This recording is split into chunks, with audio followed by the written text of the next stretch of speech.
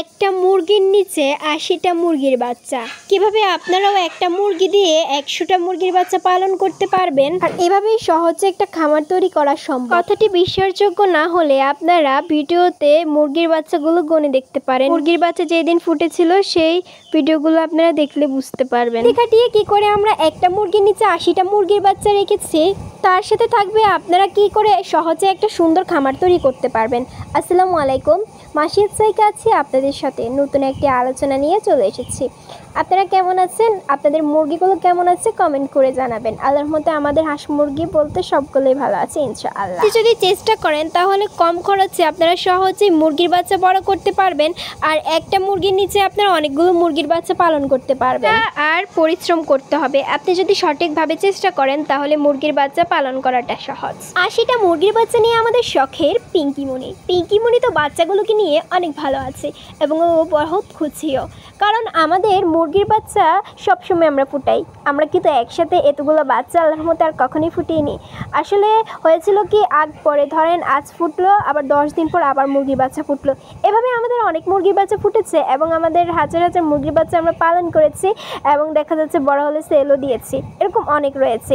কিন্তু আমরা একসাথে এই প্রথম এতগুলো বাচ্চা ফুটিয়েছি আল্লাহর রহমতে এবং আপনাদের দোয়া এবং ভালোবাসায়। এই ৮০টা মুরগির বাচ্চাকে আমরা সহজে পালন করতে পারবো কারণ আমরা সঠিক পালন পদ্ধতি জানি। আপনাদেরও বলতে চাই কি করে আপনারা পালন করতে পারবেন আর বলবো যে কি করে একটা মুরগি নিয়ে এতগুলো বাচ্চা আপনারা ফুটাতে পারবেন।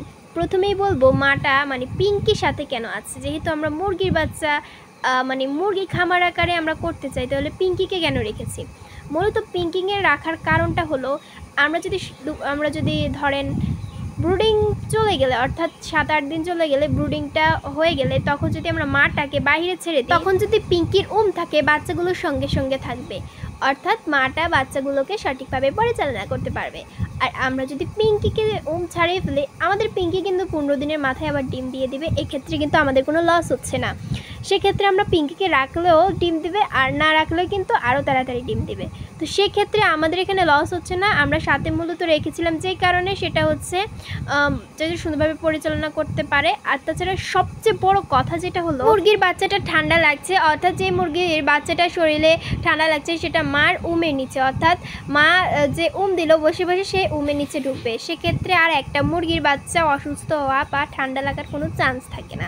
সেজন্য মূলত আমরা মাটাকে সঙ্গে রেখেছি। এছাড়াও আমরা অনেক মুরগির বাচ্চা পালন করেছি আর সাথে সাথে কিন্তু আমরা একটা মা তো আমরা পিঙ্কিকে রেখেছিলাম যাতে বাচ্চাগুলোকে যখন ছেড়ে দিই, অর্থাৎ মুরগি আমাদের এই মুরগিটার নাম হচ্ছে পিঙ্কি, যারা সবসময় আমাদের ভিডিওগুলো দেখেন তারা জানেন।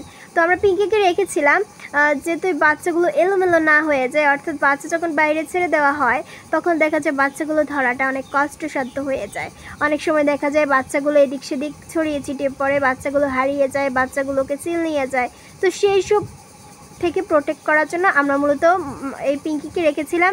আর আমরা যেহেতু আমাদের মুরগি আমাদের যে মুরগিগুলো বাচ্চা ফোটায় সেগুলো যেন আলাদা, সেজন্য আমরা সবসময় সেই মুরগিগুলোকে বাছাই করি যেগুলো 10-15 দিন পরে আমাদের মুরগিগুলো ডিম দিয়ে দেয়, সেক্ষেত্রে আবার লসও হচ্ছে না আর বাচ্চাগুলো সুন্দরভাবে বড় হচ্ছে আর মুরগিটাও সাথে সাথে ডিম দিচ্ছে।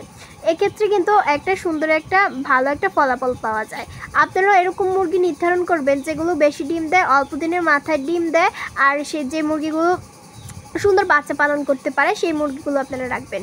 যেহেতু ছেড়ে পালন করি, প্রাকৃতিকভাবে পালন করি, এভাবে আমরা মনে করেছিলাম যে এভাবেই ভালো হবে, সেজন্য আমরা এই ডিসিশন নিয়েছি। আর আমরা মুরগির বাচ্চাগুলোকে বিক্রি করব না, আমরা মুরগির বাচ্চাগুলোকে ইনশাআল্লাহ পালন করব আর আপনারা দোয়া করবেন। এখন আমি বলবো একটা মুরগি দিয়ে কী করে আমরা এতগুলো বাচ্চা ফুটিয়েছি। প্রথমে আমরা কি করেছিলাম, আমাদের কালোমণিকে দিয়ে আমরা 28টা মুরগির বাচ্চা ফুটিয়েছি। একটা মুরগি দিয়ে আমরা 28টা বাচ্চা পেয়েছি। তো এটার বিস্তারিত জানতে হলে আপনারা আমাদের চ্যানেলে ভিজিট করে দেখে নিতে পারেন ভিডিও, যে একটা মুরগির নিচে কী করে আমরা 28টা বাচ্চা পেয়েছি। সেটা ছিল আমাদের কালোমণি। তো আর বাকিগুলো আমরা ইনকিউটিউব থেকে পেয়েছি, অর্থাৎ ইনকিউটিউবে আমরা ডিম দিয়েছিলাম, সেখান থেকে আমরা বাচ্চা পেয়েছি। তো সব মিলে যাই হলো আর কি, আল্লাহর রহমতে সবগুলো বাচ্চা ভালো আছে। এখন আমরা ওদেরকে কী করে লালন পালন করছি। প্রথমে যেহেতু মুরগির বাচ্চাকে ব্রুডিং করতে হবে, আগে যেহেতু আমরা মার সাথে পালন করতাম তখন মুরগির বাচ্চা কম, তবে একেবারে কম সেটা নয়, 30, 40, 50 এরকম। তো যেহেতু এখন মুরগির বাচ্চা কিংবা মুরগি বাড়ানোর ইচ্ছে, সেজন্য আমরা ব্রুডিংটা চালু করেছি। আর ব্রুডিংয়ে সুন্দরভাবে মুরগির বাচ্চাকে রাখার চেষ্টা করি, আর সুন্দরভাবে আমরা লাইট দিয়ে ব্রুডিং করি। যেহেতু গরম চলে এসেছে, শীত চলে গিয়েছে, গরমের আগমন, তো সেক্ষেত্রে নজর রাখতে হবে অতিরিক্ত গরমের যেন ব্রুডিং না থাকে, অতিরিক্ত ঠান্ডা যেন ব্রুডিংয়ে না থাকে, তাহলে সঠিকভাবে মুরগির বাচ্চা বড় হবে। খাওয়ার হিসেবে দিচ্ছি নারিশ স্টার্টার ফিড। আর বন্ধুরা, ওদেরকে কিন্তু এখন আমরা ভ্যাকসিন করছি না, আমরা এখনও ডিসিশন নিতে পারছি না যে ওদেরকে কীভাবে পালন করব, প্রাকৃতিকভাবে না কৃত্রিমভাবে। তো বন্ধুরা, আপনারা একটু কমেন্ট করে জানিয়ে দেবেন যে কী করে মুরগির বাচ্চাগুলোকে পালন করলে ভালো হবে। তো এভাবে আসলে মুরগির বাচ্চা পালন করা। আর যেহেতু আমরা বাইরে ছেড়ে দিয়েছি একটু রৌদ্রের মধ্যে, আর আমরা যেহেতু মনে করেছি যদি প্রাকৃতিকভাবে পালন করি তাহলে মুরগির বাচ্চাগুলোর বাইরে আমেজটা শরীরে প্রবেশ করতে হবে, না হলে মুরগির বাচ্চাগুলোকে যদি আমরা একসাথে এক জায়গায় রাখি, যদি বাইরের ছোঁয়া যদি ওদের গায়ে মানে পরিবেশে যদি খাপ খাইয়ে না নিতে পারে, পরবর্তীতে দেখা যাবে মুরগির বাচ্চাগুলো অসুস্থ হয়ে পড়বে, মুরগির বাচ্চাগুলো মারা যেতে পারে, মুরগির বাচ্চাগুলো দেখা যাচ্ছে সমস্যা হতে পারে। সেক্ষেত্রে আমরা মুরগির বাচ্চাগুলোকে বাইরে ছেড়ে দিয়েছি। পিঙ্কিমুনির পায়ে কিন্তু রশি বেঁধে রেখেছি, যেটা আপনারা ইটের সাথে আপনারা দেখতে পাচ্ছেন, সেটা হচ্ছে রশির সাথে বেঁধে দিয়েছি। না হলে কী হতো, বাচ্চাগুলোকে নিয়ে পিঙ্কিমুনি পুরো বাংলাদেশ ঘুরে আসতো, মুরগির বাচ্চাগুলো অসুস্থ হয়ে পড়তো, মুরগির বাচ্চাগুলোকে বাসানো অসম্ভব হয়ে পড়তো। আপনারা আমাদের মুরগির বাচ্চাগুলোর জন্য দোয়া করবেন, আল্লাহর রহমতে আমাদের জন্য দোয়া করবেন, আর সকলের খামারের জন্য দোয়া রইল। আসসালামু আলাইকুম, আল্লাহ হাফেজ।